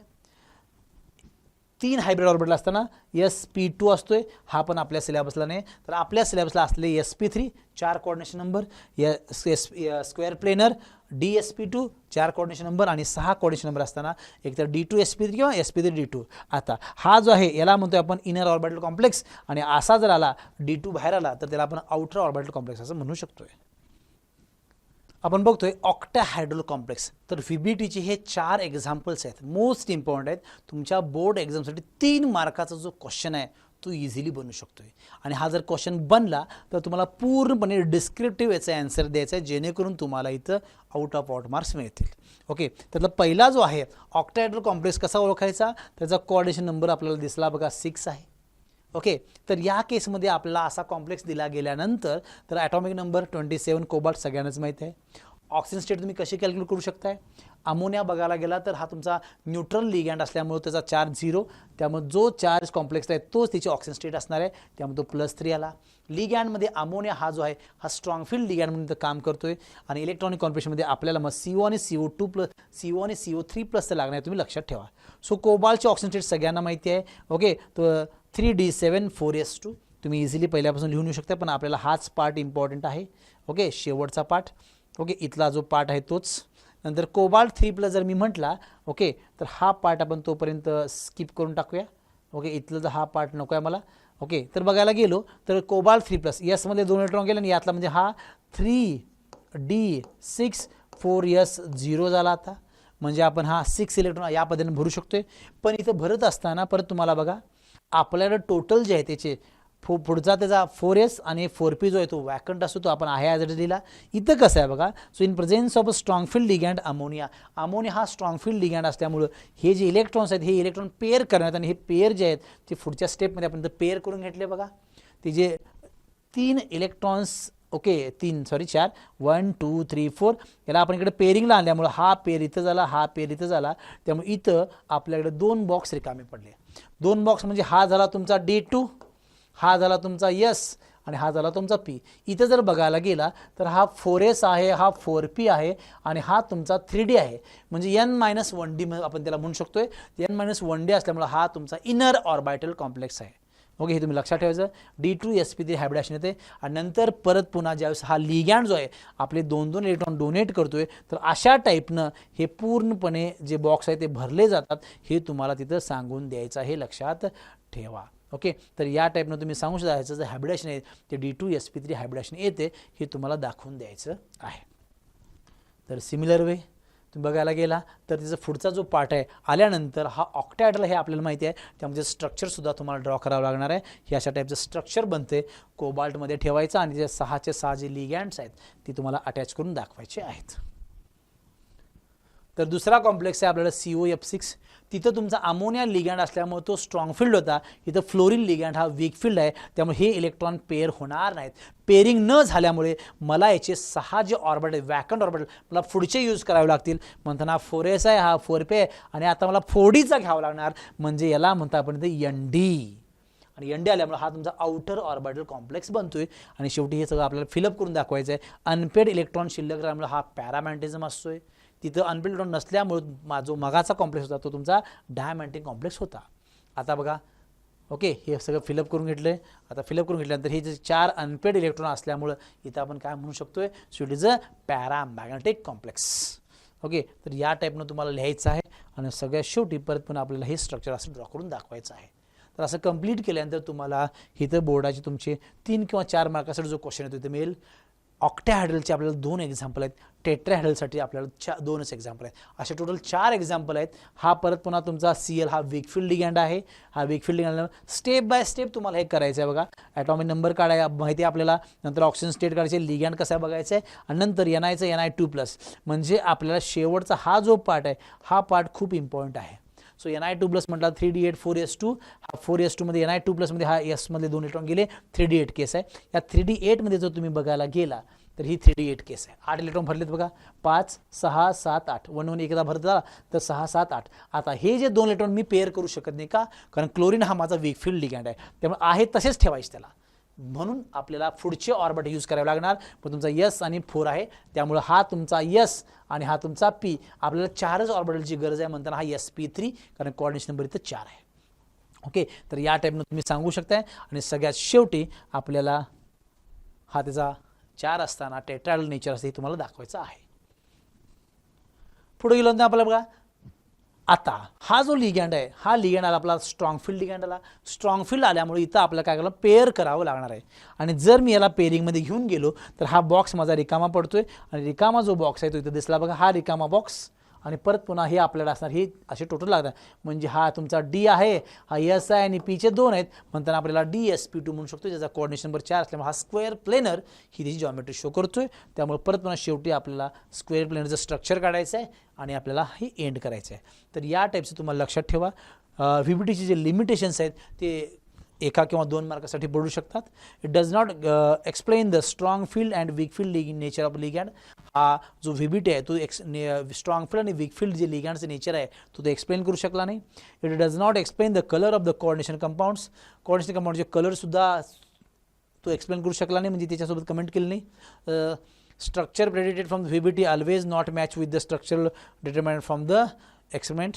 जे VBTनं स्ट्रक्चर प्रेडिट केलं तेच स्ट्रक्चर जे आहे ते परफेक्टली मॅच होईल असं सांगता येत नाही आहे. त्यामुळे हे काही लिमिटेशनचे पॉईंट्स आहेत ते तुम्हाला करायचे आहेत. पुढचा पार्ट आपल्याला CFT, क्रिस्टल फील्ड थेरी. या CFT मध्ये आपण असं म्हणतोय, so ligand are treated as a point charge. CFT काय सांगते, मेटल आणि लिगँड जे एक पॉईंट चार्ज आहेत. ओके, मेटल जो आहे तो तुमचा असणार आहे एक पॉझिटिव्ह पॉईंट चार्ज, आणि लिगँड जो आहे तुमचा तो निगेटिव्ह पॉईंट चार्ज असणार आहे. तर याच्या त्या बेसवरती हे काही आपल्याकडे असणारे काही पॉईंट्स आहेत. So in presence of electric field ligand the 5 degenerated d orbitals of a metal ion split into 2 different sets of orbital having the different energies. This is called as a crystal field splitting. Splitting तुम्हाला मी पुढच्या स्लाइडमध्ये दाखवतो. For example, in case of the octahedral complex the 5 d orbital split into sets. बघा, 5 Dचे orbital असतात. ते 5 Dचे orbital कसे split होतात, तर बघा, स्प्लिट होत असताना एक पहिला पार्ट आहे 2 ऑर्बिटल, म्हणजे त्याचा सेट असताना त्याला EG ऑर्बिटल म्हणतात. आणि जर 3 असतात तेव्हा त्याला T2G असं म्हणतात. EG म्हणजे डबलली डिजनरेटेड आणि T2G म्हणजे ट्रिपलली डिजनरेटेड. आता हे बघत असताना थोडंसं आपण बघूया. जे 2 जे असतात ते कंपल्सरी तुम्हाला लक्षात ठेवत, एक तर dx² - y² आणि dz², हे 2 ऑर्बिटल झाले. आणि 3 म्हटला की 3चा सेट आहे dxy dyz आणि dxz. अशा टाईपमध्ये सेट्स असतात. तुम्हाला थोडंसं हे डायग्रामॅटिकली दाखवूया आपण. ओके, तर हा बघा, हे जे 5 Dचे जे ऑर्बिटल्स आहेत ते स्प्लिट केले जातात. हा 3 एकत्र सेट आला तर या तिघांचा सेट एकत्र कायम असतो, कंपल्सरी लक्षात ठेवा. त्याला T2G ट्रिपलली डिजनरेटेड, आणि हे जर 2 आले त्याला आपण EG म्हणतोय डबलली डिजनरेटेड. हे तुम्हाला लक्षात ठेवायचं आहे. हा दोघांच्या मध्ये असणार तो डेल्टा O. कशासाठी, तर हे ऑक्टॅहायड्रलसाठी असणार आहे, त्यामध्ये ते डेल्टा O असं म्हटलं जातं. ओके, तर या टाईपनं तुम्हाला थोडंसं लक्षात ठेवायचं आहे. The ligand which causes greater crystal field splitting are called strong field, while the ligand which causes a lesser crystal field called a weak field ligand. इथे स्ट्रॉंग फील्ड आणि वीक फील्ड लिगँडचा रोल जो असतो तो role खूप most important आहे. आणि just मी तुम्हाला म्हटलं होतं मग अशीच स्ट्रॉंग फील्ड आला तर तो पेअरअप करतो, वीक फील्ड तो पेअर करत नाही. मग हे बघत असताना हे लिगँड नेमके कसे असतात तर ही जी ऑर्डर आहे ही ऑर्डर तुम्हाला लक्षात ठेवायची आहे. तर या ऑर्डरमध्ये आपल्याला कळते सगळ्यात स्ट्रॉंग जो आहे तो तुमचा कार्बोनिल ग्रुप आहे, नंतर सायनाइड, नंतर इन, नंतर अमोनिया. ओके, तर आपल्याला बघण्यासाठी बघायला गेला तर नॉर्मली इथपर्यंत हे सगळे स्ट्रॉंग फील्ड म्हणून आपण घेतोय. ओके, म्हणजे carbon and nitrogen donor are act as a strong field ligand हे तुम्हाला डोक्यात ठेवायचं आहे. आता टेट्राहेड्रल कॉम्प्लेक्समध्ये बघायला गेला तर टेट्राहेड्रलमध्ये सुद्धा स्प्लिटिंग होते. टेट्राहेड्रलमध्ये आता टेट्राहेड्रलचं स्प्लिटिंग बघत असताना ज्यावेळेस आपण बघतोय की जे 5d ऑर्बिटल आहेत.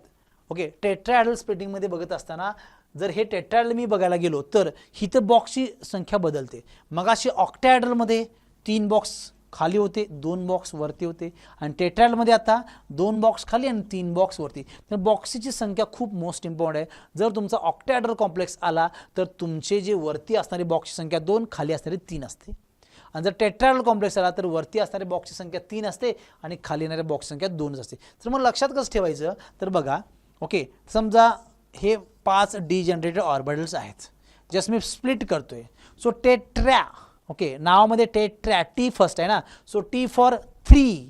ओके, THRW 3 पडते ना, त्यामुळे 3 ऑर्बिटल वरती जातात, हे आपल्याला लक्षात येईल.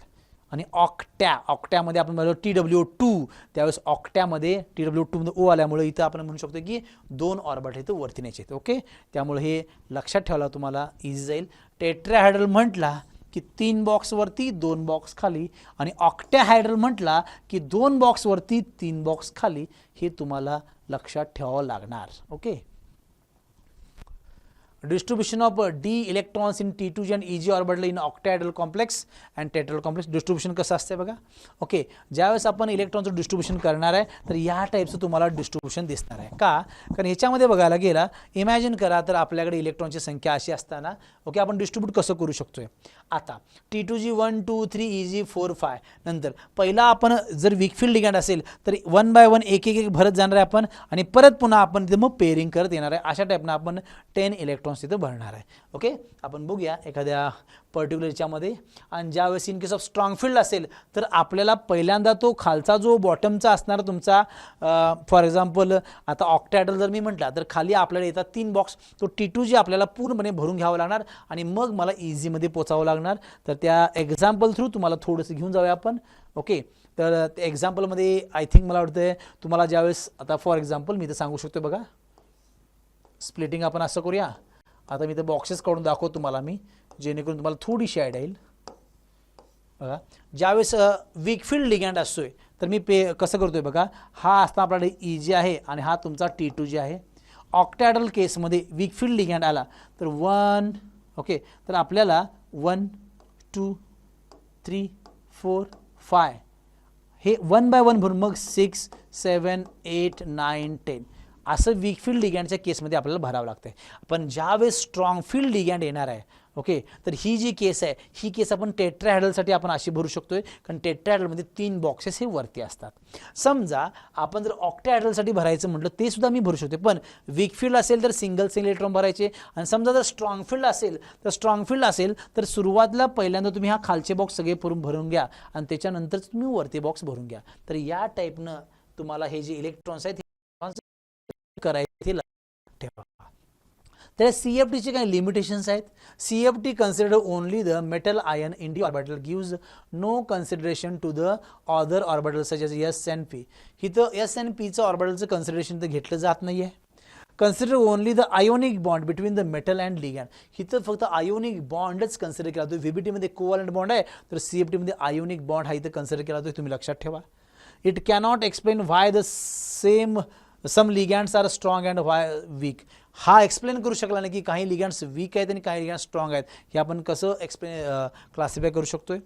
So colour in coordination complex, तर या कलरसाठी परत तुम्हाला जर अनपेड इलेक्ट्रॉन असेल तर तो कलर्ड असणार म्हणजे पॅरामिडन शो करतो, जर अनपेड इलेक्ट्रॉन नसेल तर तो शो करू शकत नाही. पण इथे जर बघायला गेला, according to CFT ligand split in the d orbital into 2 sets which are differ in their energies, बरोबर आहे. So on absorption of appropriate wavelength from the white light electrons are excited from the d electron lower energy to the higher energy. The color of the complex is complementary to the which absorbed. आता हे आहेत आपल्याला complementary colours. तुम्ही जर बघायला गेला तर आपण वीप गेअर म्हणतोय, वीप गेअर. आता ज्यावेळेस मी डी ऑर्बिटल स्प्लिट केला, तो ग्राउंड स्टेटमधून हायर स्टेटमध्ये जात असताना तो in the form of energy एक कलर ॲब्सॉर्ब करून घेतोय आणि परत पुन्हा त्या एक्साइटेड स्टेटमधून खाली ग्राउंड स्टेट येत असताना in the form of energy तो एक कलर इमिट करत असतोय. समजा त्यानं ब्ल्यू कलर ॲब्सॉर्ब केला तर खाली येत असताना तो आपल्याला तो येलो कलर दिसणार. ॲब्सॉर्ब केला कलर जो आहे तो आपल्याला दिसत नाही, फक्त एक्साइटेड स्टेटमधून ग्राउंड स्टेटमध्ये येत असताना जो व्हिजिबल रिजनमध्ये तो तेवढाच आपल्याला दिसतोय. समजा त्यानं ब्ल्यू कलर ॲब्सॉर्ब केला तर आपल्याला हा ऑरेंज दिसणार आहे. जर त्यानं रेड कलर ॲब्सॉर्ब केला तर येत असताना खाली आपल्याला तो ग्रीन कलर दिसतोय. याला आपण कॉम्प्लिमेंटरी कलर असं म्हणतोय. आणि सगळ्यात शेवटचा part applications of coordination compound. तर ह्या कोऑर्डिनेशन कंपाऊंडचे जे ॲप्लिकेशन्स आहेत ते कोणकोणते याच्यामध्ये आपण यूज करू शकतो बघा. सो इन बायोलॉजीमध्ये chlorophyll present in plants in a complex Mg, haemoglobin present in a blood complex iron. They are important biological process. जे ग्रीन प्लांट्स असतात त्या ग्रीन वनस्पतीमध्ये जर बघायला गेला तर त्याच्यामध्ये असणारा ग्रीन प्लांटमध्ये क्लोरोफिल नावाचा जो कॉम्प्लेक्स होतो त्याच्यामध्ये Mg हा त्याचा सेंट्रल मेटल असतोय. आपल्या ब्लडमध्ये बघायला गेला तर हिमोग्लोबिनमध्ये आपल्याकडे हा जो आहे आयरन हा तो सेंट्रल मेटल म्हणून काम करत असतोय. मेडिसिनमध्ये बघायला गेला platinum complex cis platinum use as a treatment of cancer.